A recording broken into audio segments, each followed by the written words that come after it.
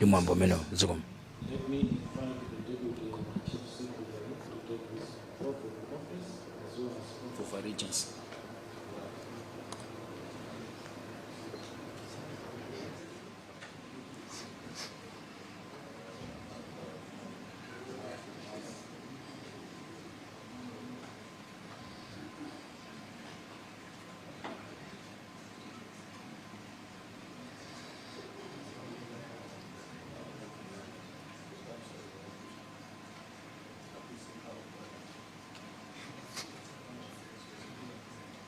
Kulumbiritsidwa kwa wachiwiri kwa mlembi wamkulu wa boma amene ndi Stuart Ligomeka nawonso ndithu atenge mbali yawo kulumbira kuti adzagwira ntchito motsata malamulo komanso mona kuti mfundo zonse zamene boma likuyendera motsata ndithu ntchito za malamulo. Ndi amenewa ndi Stuart Ligomeka. Akutsogolera mwambo umenewu ndi Richard Sante, Director of Civil Litigation kuchokera ku Malawi Judiciary. Zonsezi kuno ku Sanjika Palace mu mzinda wa Blantyre. Mwambo omwe akutsogolera ndithu mtsogoleri wa dziko lino Professor Arthur Peter Mutharika. Your Excellency, the Deputy Chief Secretary is ready to take his oath, so your permission, may I administer the oath. I, Stuart Ligomeka. I, Stuart Ligomeka. Being called upon to exercise the functions of the Deputy Chief Secretary. Being called upon to exercise the functions of the Deputy Chief Secretary. Swear that, except with authority of the President. Swear that, except with the authority of the President. I will not directly or indirectly reveal the business or proceedings of the Cabinet. I will not directly or indirectly reveal the business or proceedings of the Cabinet. Or the nature and the contents of any document communicated to me as Deputy Chief Secretary.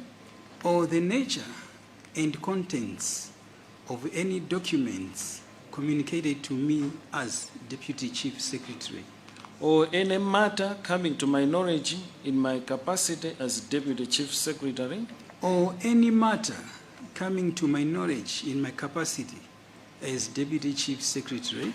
And that I will well and truly perform the functions of the office, of that office. And that I will well and truly perform the functions of that office. So help me God. So help me God.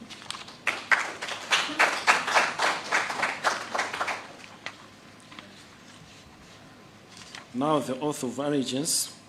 I, Stuart Ligomeka. I, Stuart Ligomeka, do swear that I will be faithful and bear true allegiance to the Republic of Malawi. Do swear that I will be faithful and bear true allegiance to the Republic of Malawi. And that I will preserve, protect, and defend the Constitution of Malawi as by law established. And that I will preserve, protect, and defend the Constitution of Malawi as by law established. So help me God. So help me God.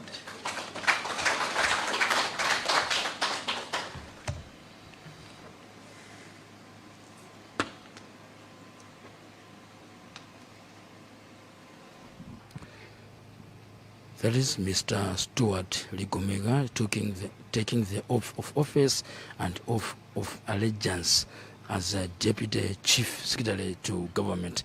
First to take off was Mr. Justin Said Chindongo. Briefly tell us the significance of this office as far as issues of government affairs is concerned. In my own opinion, I think this is a very important exercise to ensure that government undertakings or issues to do with government are not necessarily just going, are not leaked to the public, be it intentionally or unintentionally. So to me, it is an important exercise to safeguard the importance of the office, so to say. Tukuteno nditu mmene tikuchitira kuno ku Sanjika Palace mu mzinda wa Blantyre. Woyamba kulumbira anali a Justin Saidi ngati mlembi wamkulu wa boma apa.